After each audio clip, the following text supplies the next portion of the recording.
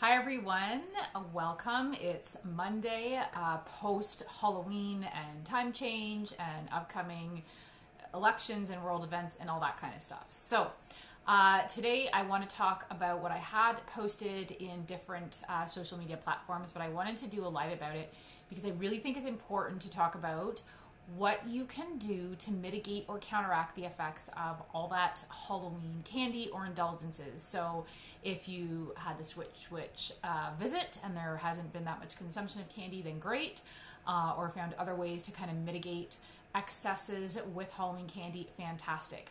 If, however, your child has overindulged or there was some indulgences that you just know are going to affect your child, and maybe those are still ongoing, I'm just going to kind of run through what you can do to detox and mitigate that. And that's really important because candy and sugar and the food coloring and the preservatives and all of that stuff does so much more than just cause what we consider like make them hyper for a couple hours, especially for our kids who are, uniquely wired and are biochemically different and have gut issues and learning issues and behavior issues.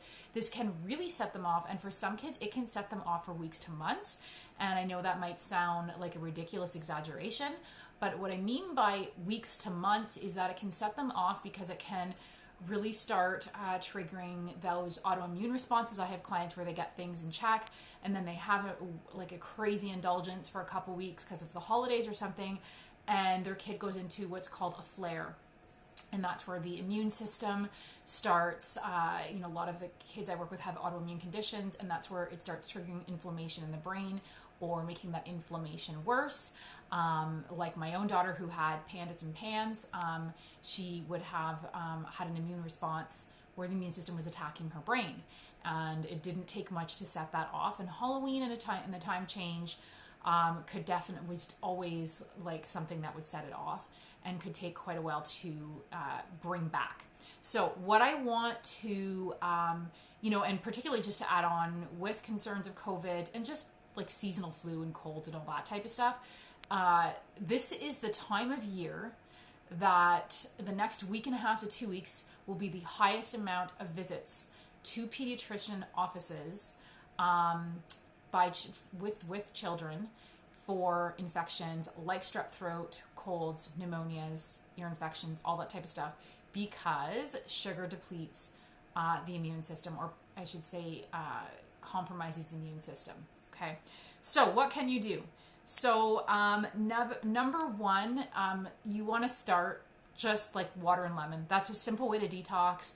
Try and get lots of that in during the day, particularly in the morning, half an hour before your child eats breakfast. That's like the easiest thing you can do to start.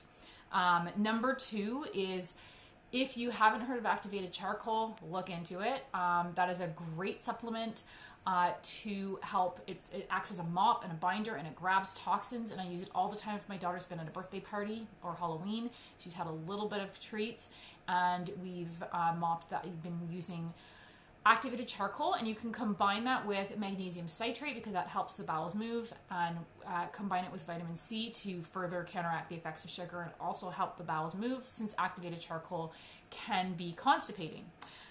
Number two or three, increase fat and protein.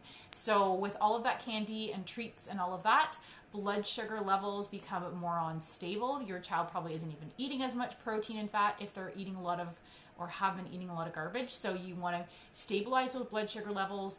Blood sugar levels that are stable are the key to better behavior and better learning. So definitely do that or increase that.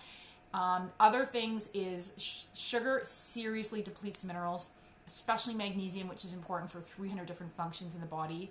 I can't tell you how many parents give their child a good quality magnesium supplement and cannot believe how much better they're able to focus, sleep, all that type of stuff. And I'm not saying it's a cure-all, but I definitely get parents telling me, what a difference. So increase the magnesium, maybe a little bit.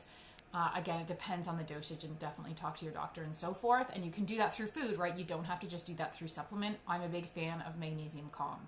Chromium gets depleted and also really helps to balance blood sugar levels. So that's something you can get from cinnamon. Cinnamon's very high in chromium. And then just like give your child like green juices if you have that really healthy green powder, like the smoothie mix, and it has like maybe chlorophyll. Some of them have like spirulina and all those other detoxifying things to help cleanse the cells to mitigate the effects of all of that. And then lots of detox foods like radishes and cabbage and cauliflower and broccoli and kale and all of those greens to, again, help detox the cells, mitigate the effects of sugar, and even prevent cravings for the sugar, because your child will go through a detox if you're letting them have some and then you're saying, okay, back to what we were doing before. So brace yourself for that as well. So the other thing is you might want to, if you have not already, add in an omega-3 supplement. I'm a big fan of the higher DHA to EPA because it's really good for kids who have cognitive issues and so forth. And that's anti-inflammatory, which we want, again, because all of this stuff, if they are eating these Halloween treats, are causing an increase in inflammation and so forth. So all of this can really help to mitigate the effects of Halloween and not throw you into a crisis, or just, that whole one step forward, two steps back, and then you're spinning your wheels trying to get your child back on track. So let me know if your child, what you did for Halloween. Did the switch come? Did you have a little? Did you let them just go at it and you're going to deal with it? No judgments. And also, do you notice if your child is eating that stuff that there is a change in the behavior? What does that look like? Comment below whether it's the live or the replay, and because we're really curious to hear.